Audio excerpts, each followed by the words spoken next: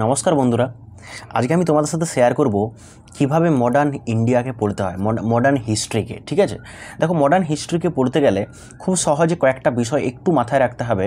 যে মডার্ন ইন্ডিয়ার আগে আমাদের ছিল মিডিয়েভাল ইন্ডিয়া, তাই না? মানে মধ্যযুগ, তাই তো। তো দেখো আমরা সেখানে মুঘলদেরকে পাই। মুঘলস। তো দেখো মুঘলদেরকে একটু জেনে নিই। বাবর, হুমায়ুন, আকবর, জাহাঙ্গীর, শাহজাহান, ঔরঙ্গজেব, তাই তো। এগুলো ছিল, এনারা ছিল কে? মুঘল। এবার দেখো এই মুঘলদের মধ্যে এই শেষ যে নবাব, তার নাম ছিল ঔরঙ্গজেব। ঠিক আছে, সে ঔরঙ্গজেবের মৃত্যু হয় 1707 সালে। ঠিক আছে, ঔরঙ্গজেব 1707 সালে মারা যান। তাহলে দেখো যখন ঔরঙ্গজেবের মৃত্যু হয় 1707 সালে, তারপরে দেখো ঔরঙ্গজেব ডায়েড ইন 1707, তাই তো। মানে 1707 সালে ঔরঙ্গজেব মারা যান। এবং তারপর কি হয়? Bahadur Shah got the throne at the age of 65। তারপর বাহাদুর শাহ কি করে? সিংহাসন পায়। মানে বাহাদুর শাহ তারপর কি হয়? সিংহাসন পায়। মানে বাহাদুর শাহ তারপর নবাব হয়। কত বছর বয়সে? 65, 65 বছর বয়সে। বোঝা গেল? আচ্ছা, এরপরে দেখো, এরপর কয়েকটি জিনিস যেগুলো মনে রাখতে হবে সেইগুলোই আমি বলবো তোমাদের। হ্যাঁ, দেখো 1707-এর পরে দেখো 1712 সাল। 1712 সালে কি হয়? বাহাদুর শাহ ডায়েড। তাহলে আমি কি বললাম? যে 1707 সালে মারা যায় ঔরঙ্গজেব, এবং তারপর 65 বছর বয়সে বাহাদুর শাহ নবাব হয়। তারপর 1712 খ্রিস্টাব্দতে বাহাদুর শাহ কি হয়? মারা যান। এবং মারা যাওয়ার পর, বাহাদুর শাহ মারা যাওয়ার পরে Jahandar Shah ascended the throne. Jahandar Shah কি করে? সিংহাসন পায়। বোঝা গেল কি না? 1707 সালে ঔরঙ্গজেব মারা যায়, আর 1712 সালে বাহাদুর শাহ মারা যায়। ঠিক আছে, আর তারপর বাহাদুর শাহ মারা যাওয়ার পরে জাহানদার শাহ 1712 সালে সিংহাসন পায়, বাংলার সিংহাসন পায়। কিভাবে পায়? Ascended the throne with the help of Zulfiqar. জুলফিকরের সাহায্য নিয়ে, জুলফিকরের সাহায্য নিয়ে জাহানদার শাহ সিংহাসন পায়। ওকে, দেখো Zulfikar Wazir at that time, সেই টাইমের ওয়াজির ছিলেন। ওকে, দেখো এখানে আরো কয়েকটা জিনিস আমাদের মনে রাখতে হবে, যেটা এই Jahandar Shah and Zulfiqar Khan were not in a good relationship. আমরা কি জানলাম? যে জাহানদার শাহ জুলফিকরের সাহায্য নিয়ে বাংলার সিংহাসনে বসেন। কত সালে? 1712 সালে। কিন্তু প্রবলেমটা হচ্ছে যে জাহানদার শাহ আর জুলফিকরের সাথে ভালো সম্পর্ক ছিল না। Jahandar Shah and Zulfiqar Khan were not in a good relationship. তাদের মধ্যে ভালো সম্পর্ক ছিল না। ঠিক আছে, এবার দেখো Farrukh Siyar came to the throne with the help of Shahid brothers. Shahid ব্রাদার্সের সাহায্য নিয়ে তারপর কি হয়? ফারুক সিয়ার বাংলার সিংহাসনে বসেন। ফারুক সিয়ার কি করেন? বাংলার সিংহাসনে বসেন। ওকে,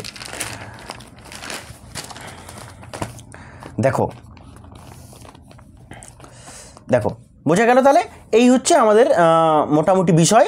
হ্যাঁ, মডার্ন হিস্ট্রি পড়তে গেলে এই কয়েকটা বিষয় একটু মাথায় রাখতে হবে। এইবার দেখো মডার্ন হিস্ট্রিতে আমাদের আরও একটা গুরুত্বপূর্ণ জিনিস, যেটা হচ্ছে ব্যাটেল অফ পলাশি। পলাশির যুদ্ধটা খুব গুরুত্বপূর্ণ। পলাশির যুদ্ধ, ব্যাটেল অফ পলাশি কিন্তু মনে রাখতেই হবে। ঠিক আছে, দেখো 1857 সালে হয় পলাশির যুদ্ধ। কত সালে হয়? 1857 সালে, তাই তো। দেখো 1857 সালে বাংলার নবাব ছিলেন একদিকে, আরও একদিকে ছিলেন ইংরেজরা। একদিকে ছিলেন বাংলার নবাব, আরও একদিকে ছিলেন ইংরেজ। এবার বাংলার নবাব সেই সময় ছিলেন সিরাজদৌল্লা, তাই তো। ইন্ডিয়া থেকে সিরাজদৌল্লা ছিল।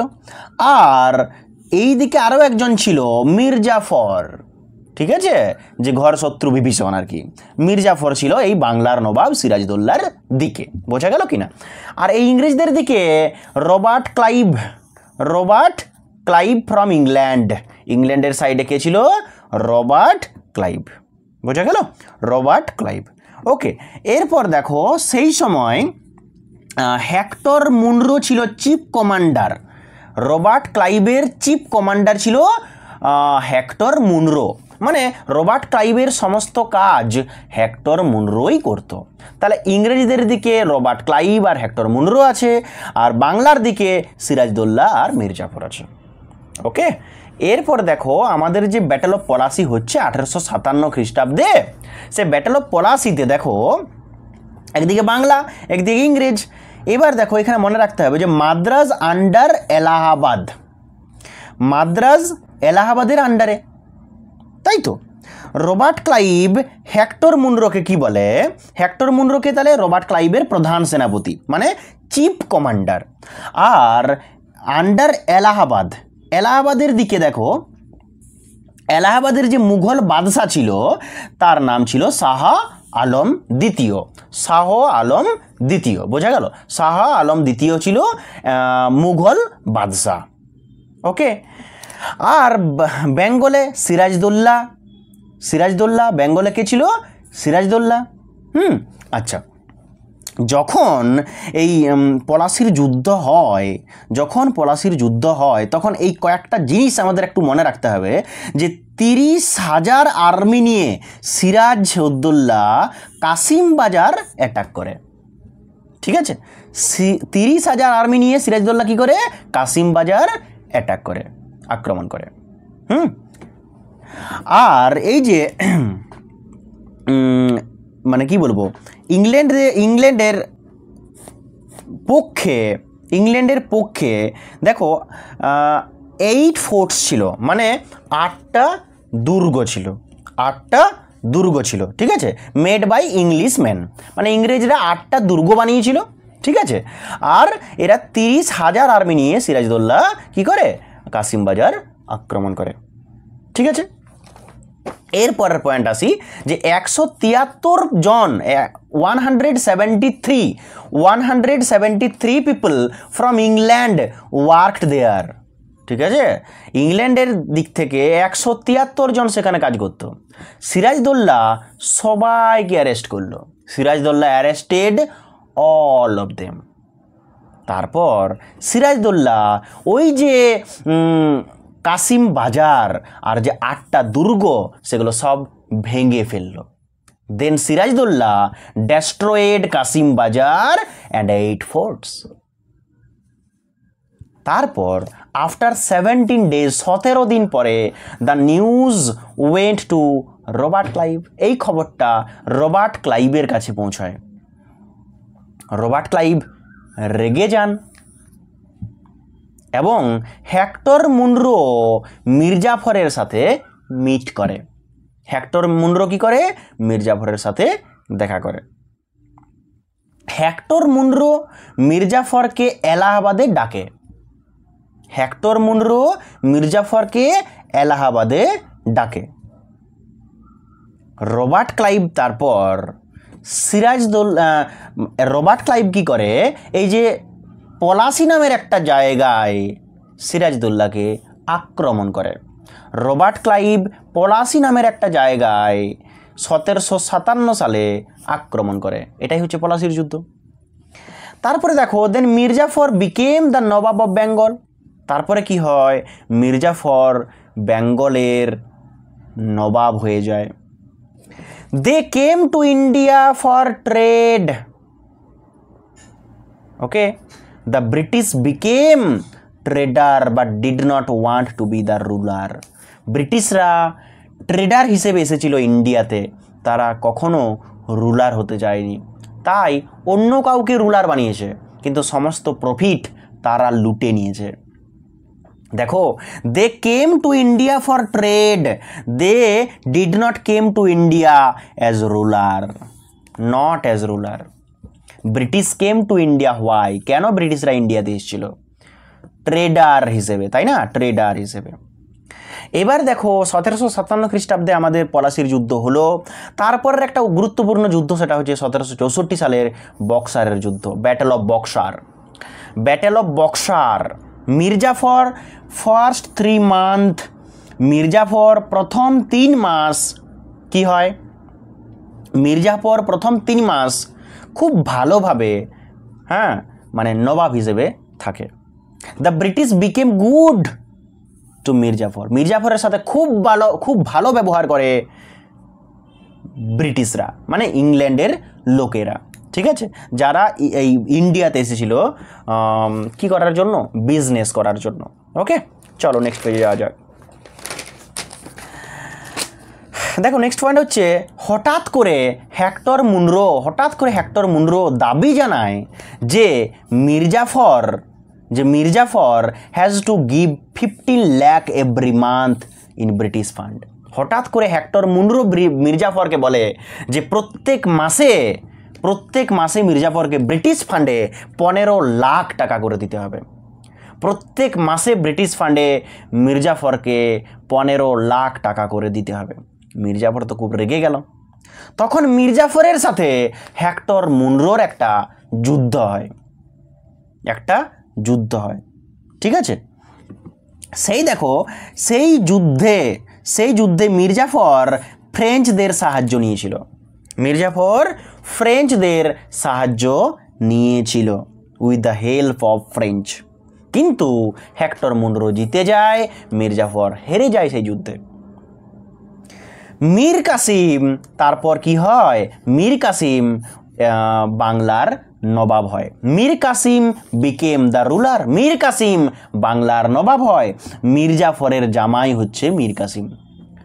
মীর কাসিম হলো মির্জাফরের জামাই। সে কি করে, সে বাংলার নবাব হয়। মির্জাফরের পরে কে হয়, মীর কাসিম হয়। এগুলো মনে রাখতে হবে পরপর পয়েন্টগুলো। এই যে ব্যাটেল অফ বক্সার 1764 সালে যেটা হয়, ব্যাটেল অফ বক্সার, মীর কাসিম যখন রুলার হয়, মির্জাফর আর হেক্টর মুনরোর যুদ্ধের পরে তখন মীর কাসিম মুঙ্গের চলে যায়। মুঙ্গের হচ্ছে বাংলা থেকে 350 কিলোমিটার দূরে, বিহারে চলে যায়। বিহারের মুঙ্গের নামক একটা জায়গায় মীর কাসিম চলে যায়। বোঝা গেল? তখন এই মীর কাসিমের কাছে দাবি জানায় ব্রিটিশরা যে তাকে 50 লাখ টাকা দিতে হবে। তা কি করতে হবে, 50 লাখ টাকা দিতে হবে। সে দিতে রাজি হয় না। মীর কাসিম 50 লাখ টাকা দেওয়ান বা ট্যাক্স দিতে রাজি হয় না। তখন হেক্টর মুনরো মীর কাসিমকে অ্যাটাক করে, মীর কাসিমকে আক্রমণ করে। মীর কাসিমের 20,000 সৈন্য ছিল। মীর কাসিম চেয়েছিল সুজাউদ্দৌলার সাহায্য। Mir Qasim wanted help from Shuja ud Daula of Awadh. আওয়াধের সুজাউদ্দৌলার সাহায্য চেয়েছিল মীর কাসিম। সে সাহায্য পেয়ে 20,000 সোলজার ওই সুজাউদ্দৌলার কাছ থেকে পায়। তাহলে তার সোলজার ছিল 20,000, সুজাউদ্দৌলার কাছে পায় 20,000, টোটাল হয় 40,000 সোলজার। 40K সোলজার্স, 40,000 সোলজার হয়। এলাহাবাদের নবাব ছিল সেই সময়, আমি একটু আগেই বলেছি, এলাহাবাদের নবাব ছিল শাহ আলম দ্বিতীয়। শাহ আলম দ্বিতীয় ছিল এলাহাবাদের নবাব। তার কাছ থেকে সাহায্য পায় 10,000 সোলজার। কত হাজার? 10,000। সুজাউদ্দৌলার কাছে পায় 20,000, তার নিজস্ব ছিল 20,000, আর শাহ আলম দ্বিতীয়র কাছ থেকে পায় 10,000। টোটাল 50,000 সোলজার বা সৈন্যবাহিনী হয় কার? মীর কাসিমের। বোঝা গেল কিনা? তাহলে এই যে যুদ্ধটা হবে এখন, যুদ্ধটা মানে বক্সারের যুদ্ধ, সেই বক্সারের যুদ্ধে কে কে আছে? অবশ্যই মীর কাসিম আছে, শাহ আলম দ্বিতীয় আছে, আর কে আছে? আর আছে সুজাউদ্দৌলা। তাহলে এই বক্সারের যুদ্ধে কে কে রয়েছে? বক্সারের যুদ্ধে বাংলার দিকে রয়েছে মীর কাসিম, শাহ আলম দ্বিতীয় আর সুজাউদ্দৌলা। এরা ছিল বাংলার দিকে। আর ইংল্যান্ডের দিকে হেক্টর মুনরো। ঠিক আছে, এই যুদ্ধটা প্রায় 4 ঘন্টা ধরে হয়েছিল, প্রায় 4 ঘন্টা ধরে এই যুদ্ধটা হয়। এই বক্সার হচ্ছে বিহারের একটা জায়গার নাম, বক্সার হলো বিহারের একটা প্লেসের নাম, আ প্লেস ইন বিহার, বক্সারের একটা জায়গার নাম। এই বক্সারের যুদ্ধটা কত সালে হয়? 1764 সালে। কার কার মধ্যে হয়? মীর কাসিম, শাহ আলম দ্বিতীয়, সুজাউদ্দৌলা এবং হেক্টর মুনরোর সাথে, মানে ব্রিটিশদের সাথে। 4 ঘন্টার যুদ্ধ, সেটা বিহারের বক্সার নামক একটা জায়গায়, বক্সার নামক একটা জায়গায় হয়। এবার দেখো, ফার্স্ট মীর কাসিম এই যুদ্ধ ছেড়ে পালিয়ে যায়। তাহলে যে যুদ্ধটা হচ্ছে বক্সারের যুদ্ধ, সেই যুদ্ধ ছেড়ে প্রথম পালিয়ে যায় সেটা হচ্ছে মীর কাসিম। মীর কাসিম ওই যুদ্ধের প্রধান, তাই না? কিন্তু মীর কাসিমেই প্রথম যুদ্ধক্ষেত্র ছেড়ে পালিয়ে যায় মীর কাসিম। বোঝা গেল কিনা? এবার দেখো, হেক্টর মুনরো বাকিদেরকে অ্যারেস্ট করে, স্বাভাবিকভাবে অ্যারেস্ট করবেই। Hector Munro arrested Shah Alam দ্বিতীয় and Shuja ud Daula. Hector Munro Shah Alam দ্বিতীয় আর সুজাউদ্দৌলাকে গ্রেপ্তার করে। তখন কি হয়? একটা সন্ধি হয়, এলাহাবাদের সন্ধি। 1765 সালে 16ই আগস্ট এলাহাবাদের সন্ধি হয়। 1765 সালের 16ই আগস্ট, ডেটটা মনে রাখবে, এলাহাবাদের সন্ধি হয়। সেই সন্ধিটা কে করে? Robert Clive. রবার্ট ক্লাইভ করে এই সন্ধিটি। এই সন্ধিটি কে করে? Robert Clive. সন্ধিটির নাম কি? এলাহাবাদের সন্ধি। এটাকে ট্রিটি অফ এলাহাবাদও বলা হয়, ট্রিটি অফ এলাহাবাদ বা এলাহাবাদের চুক্তিও বলা হয়। ওকে, সো এলাহাবাদের সন্ধি। এই এলাহাবাদের সন্ধিতে কি হয়েছিল, ঘটনাটা কি ঘটেছিল? এলাহাবাদের সন্ধিতে রবার্ট ক্লাইভ কি বলেছিল? রবার্ট ক্লাইভ চেয়েছিল অনেক জিনিস তাদের কাছ থেকে এই এলাহাবাদের সন্ধিতে। বোঝা গেল? রবার্ট ক্লাইভ তাদের কাছ থেকে, মানে সুজাউদ্দৌলার কাছ থেকে আর শাহ আলম দ্বিতীয়র কাছ থেকে অনেক কিছু চেয়েছিল। কি কি চেয়েছিল? সুজাউদ্দৌলার কাছে চেয়েছিল 50 লাখ টাকা, আর বলেছিল কর দিতে হবে তাকে। যে জায়গাতে তারা ট্রেডিং করছে সে ট্রেডিং এরিয়ার জন্য কর দিতে হবে, আর 15 লাখ টাকা দিতে হবে সিকিউরিটির জন্য। তাদেরকে সিকিউরিটি দিবে সুজাউদ্দৌলাকে, তার জন্য 15 লাখ টাকা দিতে হবে। সুজাউদ্দৌলাকে বললো এটা। আর একটা জিনিস শাহ আলম দ্বিতীয়কে বলেছিল যে তাকেও ট্যাক্স দিতে হবে, ট্যাক্স অফ দিওয়ান বলা হয়, তাকেও ট্যাক্স দিতে হবে। আর বিহার এবং উড়িষ্যাকে ছেড়ে দিতে হবে। বিহার এবং উড়িষ্যা যে দুটো জায়গা, সেই দুটো জায়গাকে ছেড়ে দিতে হবে। তখন তারা কিন্তু, মানে সুজাউদ্দৌলা আর শাহ আলম দ্বিতীয়, তারা কিন্তু রাজি ছিল না। বোঝা গেল কিনা? এই সন্ধিতে মনে রাখবে যে সন্ধিতে কি কি বলা হয়েছিল, কার কাছ থেকে কি চাওয়া হয়েছিল, এবং এটি কখন হয়েছিল আর কত তারিখে হয়েছিল? 16ই আগস্ট 1764 সালে। এবার আমরা আসি সিপাহী বিদ্রোহ, সেপাই মিউচিনিও বলা হয়, সেপাই মিউচিনি, সিপাহী বিদ্রোহ। এই সিপাহী বিদ্রোহ 1757 সালে আমাদের পলাশির যুদ্ধ হয়, এবং 1757 সালের পরে প্রায় 100 বছর পর 1857 সালে হয় এই সিপাহী বিদ্রোহ। 1857 রিভোল্ট বা সিপাহী মিউচিনি বা সিপাহী বিদ্রোহ হয় 1757 সাল থেকে, মানে পলাশির যুদ্ধের প্রায় বলবো না 100 বছর পরে। ঠিক আছে, সিপাহী বিদ্রোহের 100 বছর প্রায় পরে। সেই সময় দেখো নবাব কে ছিল, ঠিক আছে,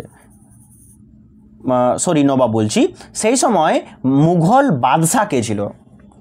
মুঘল বাদশাহ ছিল বাহাদুর শাহ জাফর। আর গভর্নর জেনারেল ছিল লর্ড ক্যানিং ছিল গভর্নর জেনারেল, আর বাহাদুর শাহ জাফর ছিল মুঘল বাদশাহ।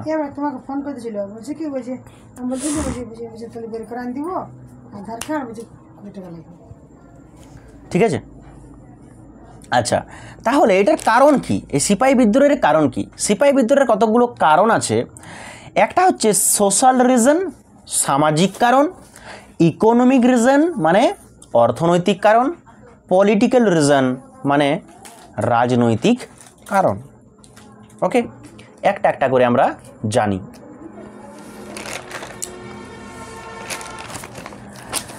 তারপর আরেকটা কারণ রয়েছে, সেটা হচ্ছে রিলিজিয়াস রিজন। বোঝা গেল? এই কারণগুলো নিয়ে আমরা পরে আলোচনা করব। ওকে, টাটা।